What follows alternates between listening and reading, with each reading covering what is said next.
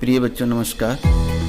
आज हम सभी कक्षा 6 के महान व्यक्तित्व का पाठ सत्यवादी हरिश्चंद्र के बारे में पढ़ेंगे। आइए हम सभी लोग इसका अध्ययन विस्तार पूर्वक करते हैं और देखते हैं कि इस पाठ से हमें क्या शिक्षा मिलेगी। सत्यवादी हरिश्चंद्र। चंद्र टरे सूरज टरे, टरे जगत व्यवहार, पै तृण व्रत हरिश्चंद्र को टरे न सत्य विचार। सत्य की चर्चा जब भी की जाएगी महाराजा हरिश्चंद्र का नाम जरूर लिया जाएगा। हरिश्चंद्र इक्ष्वाकु वंश के प्रसिद्ध राजा थे। कहा जाता है कि वो जो बात कह देते थे उसका पालन निश्चित रूप से करते थे। इनके राज में सर्वत्र सुख और शांति थी। इनकी पत्नी का नाम तारामती तथा पुत्र का नाम रोहिताश या रोहित था। तारामती को कुछ लोग शैव्या भी कहते थे। महाराजा हरिश्चंद्र की सत्यवादिता और त्याग की सर्वत्र चर्चा थी। महर्षि विश्वामित्र ने हरिश्चंद्र के सत्य की परीक्षा लेने का निश्चय किया,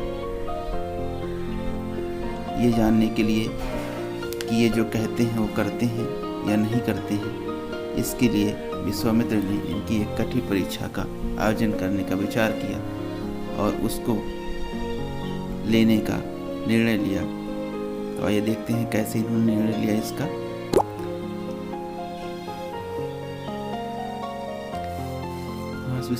रात में महाराजा हरिश्चंद्र ने स्वप्न देखा कि कोई तेजस्वी ब्राह्मण राजभवन में आया है। उन्हें बड़े आदर से बैठाया तथा उनका यथेष्ट आदर सत्कार किया। हरिश्चंद्र ने स्वप्न में ही इस ब्राह्मण को अपना राजदान में दे दिया। जागने पर महाराज इस स्वप्न को भूल गए। दूसरे दिन महर्षि विश्वामित्र इनके दरबार में आए। उन्होंने महाराज को स्वप्न में दिए गए दान की याद दिलाई। ध्यान करने पर महाराज को स्वप्न की सारी बातें याद आ गईं और उन्होंने इस बात को स्वीकार कर लिया कि उन्होंने स्वप्न में अपना सारा राजदान दे दिया। विश्वामित्र ने राजा से दक्षिणा मांगी। राजा ने मंत्री से दक्षिणा देने हेतु राजकोष से मुद्रा लाने को कहा। इस पर विश्वामित्र क्रोधित हो गए। उन्होंने कहा, जब सारा राज तुमने मुझे दान में दे दिया तब राजकोष तुम्हारा कैसे रह गया? यह तो हमारा हो गया ना। उससे दक्षिणा देने का अधिकार तुम्हें कहाँ रहा? हरिश्चंद्र सोचने लगे, विश्वामित्र की बात में तो सच्चाई थी, किंतु उन्हें दक्षिणा भी देना था। तो इस बहुत गहरी चिंता में पड़ गए कि कैसे दक्षिणा दी जाए और दक्षिणा देना भी आवश्यक है। वो यह सोच ही रहे थे कि विश्वामित्र बोल पड़े, तुम हमारा समय व्यर्थ नहीं नष्ट कर रहे हो। तुम्हें ये दक्षिणा नहीं देनी तो साफ साफ कह दो, मैं दक्षिणा नहीं दे सकता। दान देकर दक्षिणा देने में आनाकानी करते हो, मैं तुम्हें श्राप दे दूंगा। हरिश्चंद्र विश्वामित्र की बातें सुनकर दुखी हो गए। वे बोले, भगवान, मैं ऐसा कैसे कर सकता हूँ? आप जैसे महर्षि को दान देकर दक्षिणा कैसे रोकी जा सकती है? राजमहल को सब आपका हो गया है। आप मुझे थोड़ा समय दीजिए ताकि मैं आपकी दक्षिणा का प्रबंध कर सकूं। काशी में राजा हरिश्चंद्र ने कई स्थलों पर स्वयं को भेजने का किया पर सफलता न मिली। सायंकालता राजा को शमशान घाट के मालिक डोम ने खरीदा। राजा अपनी रानी या पुत्र से अलग हो गए। रानी तारामती को एक साहूकार के यहाँ घरेलू काम काज करने को मिला और राजा को मरघट की रखवाली का काम मिला। तारामती जो पहले महारानी थी, इसके पास सैकड़ों दासियां थी, अब बर्तन मांजने और चौका लगाने का काम करती। स्वर्ण सिंहासन पर बैठने वाले राजा हरिश्चंद्र शमशान में पहरा देने लगे। जो लोग शव जलाने मरघट पर आते थे उनसे कर वसूलने का कार्य राजा को दिया गया।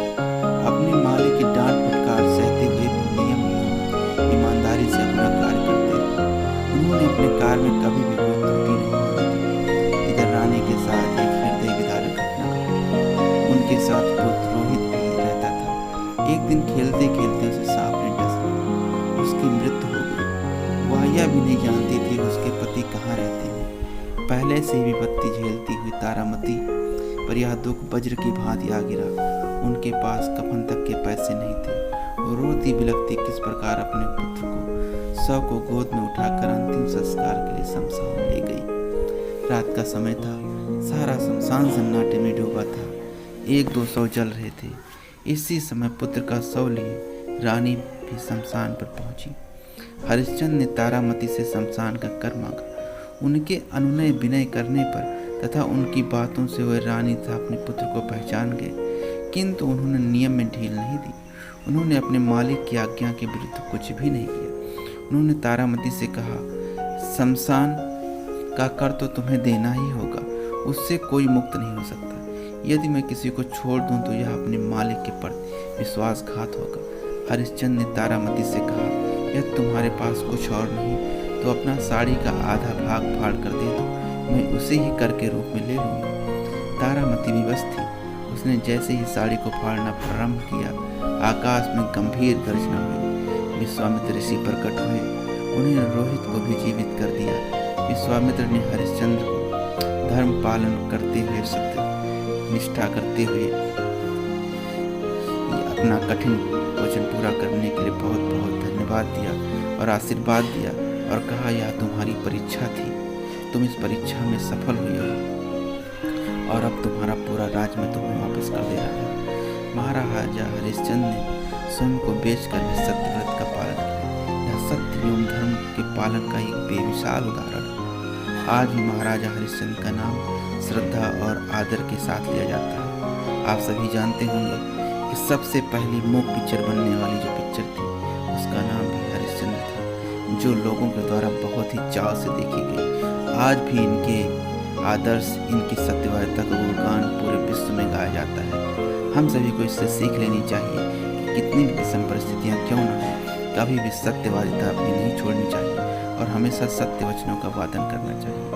आइए इस अभ्यास पर आधारित हम लोग प्रश्नोत्तर करते हैं। पहला प्रश्न है, राजा हरिश्चंद्र ने स्वप्न में अपने राज्य किसे दान में दे दिया? तो हम सभी जानते हैं इसे उन्होंने विश्वामित्र को दान में दे दिया। राजा हरिश्चंद्र ने स्वयं को क्यों बेचा? महर्षि विश्वामित्र को दक्षिणा देने के लिए राजा हरिश्चंद्र ने स्वयं को बेचा। प्रश्न तीसरा, राजा हरिश्चंद्र अपने पुत्र का शव का बिना कर लिए अंतिम संस्कार क्यों नहीं करने दे रहे थे? क्योंकि ये मालिक के खिलाफ था। चौथा प्रश्न, विश्वामित्र ने हरिश्चंद्र को अपना राज क्यों लौटा दिया? राजा हरिश्चंद्र ने सत्य और धर्म का पालन सीमा से भी बढ़कर किया और महर्षि विश्वामित्र की परीक्षा में पूर्णतः खरे उतरे। इस कारण उन्होंने उनका राज्य लौटा दिया। हरिश्चंद्र का नाम अमर क्यों है? क्योंकि हरिश्चंद्र जैसा दूसरा सत्यवादी राजा आज तक नहीं हुआ, ना ही उसका जन्म हुआ है। अतः हरिश्चंद्र का नाम अपने सत्यवादिता, अपने दृढ़ निश्चय, अपने वचनों का पालन करने के लिए इक्ष्वाकु वंश का नाम अमर किया, खुद का नाम अमर किया, संसार का नाम अमर किया, भारतवर्ष का नाम अमर किया। इस तरह से उन्होंने अपना पूरा योगदान दिया। इस वीडियो को देखने के लिए बहुत बहुत धन्यवाद।